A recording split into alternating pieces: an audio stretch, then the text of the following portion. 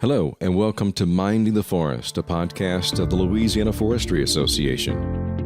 In Minding the Forest, we talk about sustainable forestry, how important forests are, especially to Louisiana, issues in the forest products industry, and how forests are beneficial to everyone. I'm your host, Jeff Zeringue. We have with us Stacy Blomquist. Stacy is the Public Affairs Specialist for the Gracee National Forest, and right now she is also the Interim State Coordinator for Louisiana Project Learning Tree. Stacy, good to have you here. Thank you. Glad to be here. Tell us a little bit about you first and see what do you do in your regular job and what do you do for PLT? Well, as a Public Affairs Specialist for the Gracee National Forest, I help share and promote information about the National Forest System. I work for the United States Department of Agriculture's Forest Service, and that entails sharing our mission of caring for the land and serving the people the best way we can. And that ties into my interim role right now of helping with Project Learning Tree. So tell us about Project Learning Tree. What is that? Project Learning Tree is an environmental education program that is known nationwide as well as up in Canada and many other countries around the world that brings the forest to the children, helping kids see trees as windows to the world. This education program is designed for kids ages preschool through grade 12, and it provides hands-on interactive activities for kids to learn about forestry. So whether the teacher wants to show them how to connect to trees in their schoolyard or just learn more about the forest ecosystems and just the importance of forestry in our lives, Project Learning Tree has an activity for that.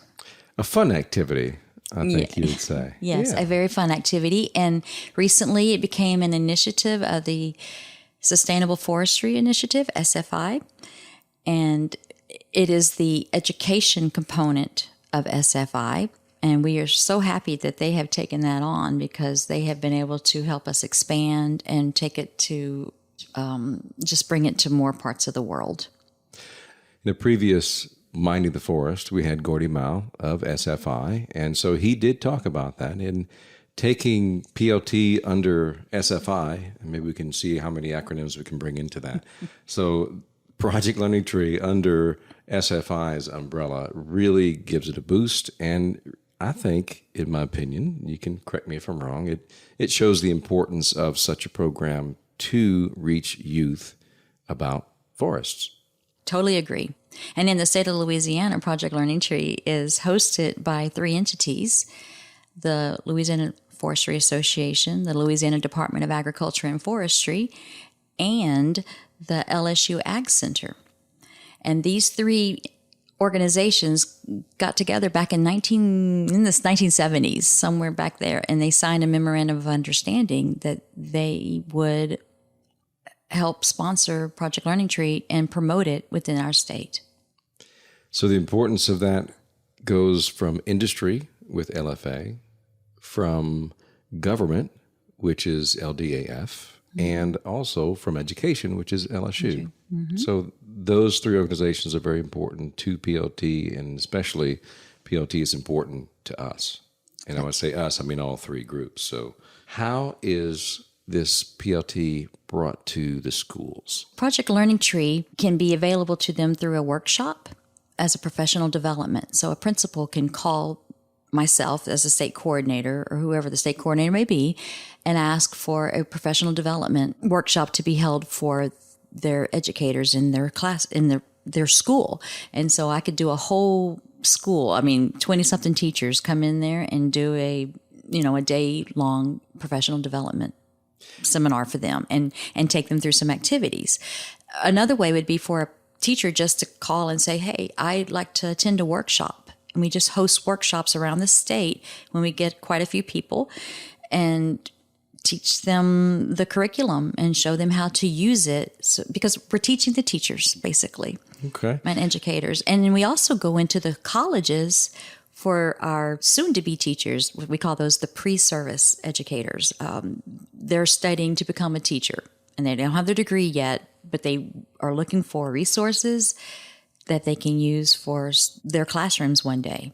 And this is exactly what we are here for, and can provide these guides to them. And through those 3 entities that I talked about, LFA, LDAF, and then LSU Ag Center, they provide those curriculum guidebooks for free for the teachers. Otherwise, it'd be, $30 to $40 for one of those books. So it's a wonderful resource for a brand new teacher coming out of college to have. Teachers, I think we discussed this before, but teachers really are enthusiastic. Yes. Some of the most enthusiastic people I know, quite frankly, because they have, it's just a special thing that they have the love of their students in their class.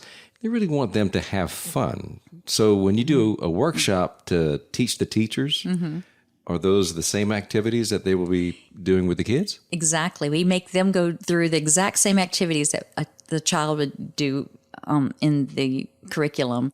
Give us an example of what that might be. What's some of your favorites? One of my very favorites is called Birds and Bugs, and it is a great lesson to teach mimicry and camouflage, which can sometimes be a hard thing, though kids understand a little bit about how something can look like a leaf or to have a brown color to blend in, but you actually let them be a bird looking for worms or bugs out in a yard. So while the kids decide what bird they want to be, and we try to separate them into teams, and so they have a team bird name, and then they also make a sound, and so say the red birds or the black birds or the blue birds or whatever, or pelicans. And sometimes they even do make-believe birds. Oh, okay. And so they're very creative. So there you get your art coming into Project Learning Tree, because they make their own beaks and they decorate their beaks up. And so, and when I do this with the teachers, they are extremely creative and they're hilarious, actually. And so they make the bird teams up, and then we use like a relay. So meanwhile, we have hidden 60-something pipe cleaners out in the yard, various colors, and we talk about what do you think would be the best color to be out here to be disguised or hidden. And so, of course, they will say, green for the grass. But if we're in a concrete yard, schoolyard, they might say, maybe the white ones might be more hidden, camouflage. So it's always fun to do this activity, and we allow them to go out and fly to go find the birds, and they seek out the worms. So, and then they bring them back, and then the facilitator will take the little colored worms and lay them out on a piece of paper, and then the birds can see what was chosen first. And then we talk about that. Why do you think those hot pink ones and the bright blue ones came out first? And they'll say, because we could see them. And then how far they have to travel to get the worms and how harder it becomes. And Jeff, I kid you not, but I'll start with 60 and I will end up with 55, 58. We can never all find, and I put them out and we cannot find them all. We're such good hiders, I guess. Or they're so well camouflaged. And so it really teaches the participant about camouflage. And you can do so many things with this. You can look at it from the math aspect. What percentage was found? What percentage of the greens came in? What percentage of this color was found first over the last, and then you compare the two teams. They can do graphs, they can make pie charts. So there's so many things you can do with this, and you can also do some kind of spelling lesson out of this. Choose some spelling words, camouflage. You can do so many things with the Project Learning Tree activity and hit different subjects, not just science. Okay, very good. Mm-hmm. You want to talk about one more? You talked about a couple of ones before we started recording, and I'm interested in hearing one more. Okay, another one of my favorites that I think really is an eye-opener for many people is called Every Tree for Itself. And you start off with letting children or the participant make a tree cookie out of a paper plate. Normally, a tree cookie would be a slice of a piece of wood off of a tree trunk, and they can count the rings. Well, if we have enough tree cookies to provide, we would do that. But it's more fun to make your own, and by drawing your circles onto a paper plate. Now, someone my age, or maybe even your age, it takes us a long time. We have to use little tiny lines to fit them all in there. But an 11-year-old does great. Could put their 11 rings on their plate. Well, one question, just to, I guess, to be honest, and it would take a long time to make a tree cookie for me. But do the teachers actually draw enough rings to relate to their age? They get tired usually.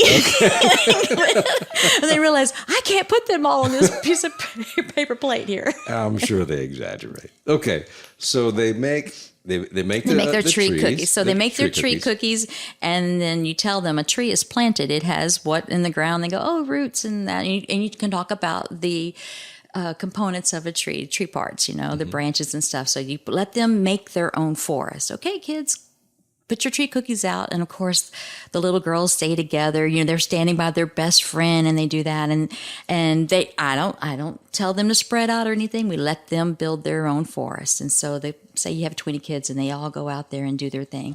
And then you come in and you take these different colored poker chips, green for nutrients, yellow for the sunlight, blue for water, white for air. And I just scatter them about randomly. They don't know what I'm doing, and they don't know why or the significance of the different colors, and I don't tell them that. But upon a signal, they bend down and grab whatever they can reach without stepping off their tree cookie, because trees are planted. Trees cannot move. They don't walk. So they grab their chips, and then they stand there, and we go around, okay, who got all 4 colors? And so they get to stand. Who did not, please sit down. And then they realize, well, those who are in that little tight-knit little area there of all their best friends, they may not have received enough sunlight or water. And so if they don't get all the resources that they need, I'm sorry, you don't make it. You might be turned into a pencil, a forest product. We try to give them a little something so they don't feel so bad about themselves that they died. But it shows them, though, about competition among trees in a forest, and why we thin, why we do what we do to manage and sustain the forest. And it is a great visual lesson to see this. And then I'd say, let's do this again. What would you do differently? And let me tell you, they spread out and they give themselves plenty of space. And then I throw the chips again, same chips in the same bag, same number of chips and everything. And then everybody lives. And it's just a great example of forest management. In that exercise, who's more enthusiastic, the teachers or the students? Well, I think with birds and bugs, teachers really enjoy themselves. The kids enjoy it too. But yeah, it's a great activity for all ages. I think, as I've heard this expression, cradle to the grave, everyone can learn this and enjoy and have fun. They don't even realize they're learning when they're doing these activities. They're thinking they're playing a game, but they're really learning. The arrangements for workshops will either rise up from the schools requesting it or putting information out, and maybe a teacher might say, hey, this is going to be good for us, or I want the individual. Educators, and we've talked about that before, but educators don't necessarily mean just teachers in the classroom. Right. No, an educator is anyone who has a chance to interact with students. It could be a librarian, a homeschool parent. I mean, you and I are educators. We talk to children. An 4-H agent, FFA sponsor. Let's think of some others. Sunday school, right? Scout leader, youth group in a church. Yes, definitely 4-H. Boy Scouts, Girl Scouts. Yes. Mm-hmm.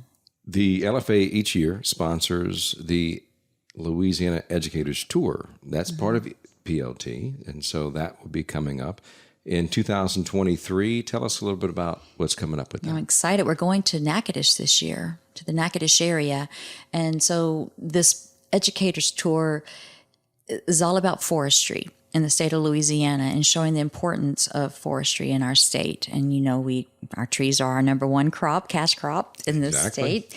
And so we want to show that, and what better way of showing is by actually taking them to a plantation where the trees are growing, and they get to see a seedling to where the trees are growing, then take them to a logging site where the trees are actually being harvested, and then take them to a mill of some sort, whether it's plywood or paper or something, and see a forest product. So basically cradle to the grave. They're watching that tree not that exact. They can see watching the cycle of the trees when they're planted. Yes. And in most cases, especially through the LFA, and we encourage our landowners and members and of course the folks in the industry know the importance of, if they're going to harvest, they've got to replace those trees. And actually, Louisiana does a great job in doing that. We have forests that are growing. Over a 5-year period, we increased by just under 1 million acres in Louisiana. So we're right at just under 15 million acres of forest land in Louisiana. And that's awesome. And here, a lot of people think, the state or the federal government own all the land. Actually, it's private landowners who own most of the forested land in our state. That's right. And when you think of private land ownership, you think of companies as well. And even if you were to take out the portion that the federal government manages, the state government, because it has forests as well, and also these big commercial folks who own forested land. If you take all of that out, you still look at the majority of the forest land ownership is private landowners, not corporations, but just the average Joe and Jill in the state. And sometimes they live outside the state, but they still are owned. And a lot of those really are smaller properties, 10, 20, 40, maybe 80 acres, and they really care about their land. So it is good that these programs are shared with the youth. So back to the Louisiana Educators Tour that's coming up. Tell us a little bit about that. This could be in Natchitoches. We'll get to have tours for different things. Do the educators pay anything for this? No, it is sponsored through those organizations that help with the Louisiana Forestry Educators Tour, like the LFA and the DAF and LSU Ag Center, but then also generous sponsors like various logging companies and other industries in forestry help sponsor the educators. So they come to this totally for free. They do not pay anything for their hotel accommodations. Their food is all paid for, and the transportation during the 2.5 days that they are at this special tour. All they have to do is go to your website under events. You can go to laforestry.com, look under events. There's Louisiana Educators Tours, more information there. You want to find out more, you can call Gracee Texada, who helps coordinate that through the LFA for LFA's part. She can be reached at gtexada at laforestry.com, or you can give us a call at our office in Alexandria at 318-443-2558 and ask about the Louisiana Educators Tour. Now, this has a deadline on it, doesn't it?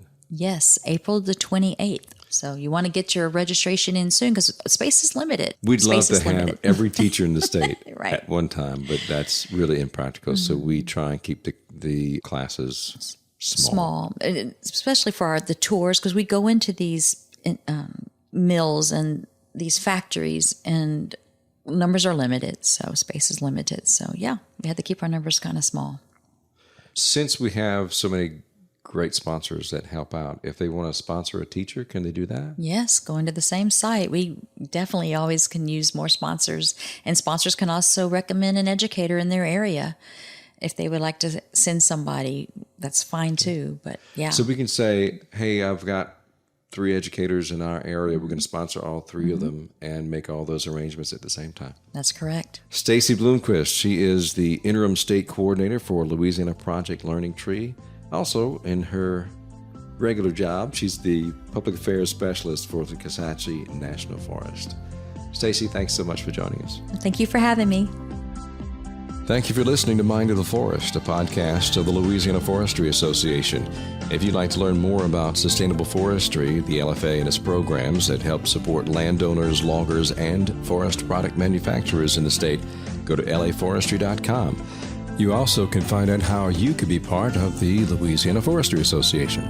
If you have a program idea, comments, send me an email at jzeringue at laforestry.com. That's jzeringue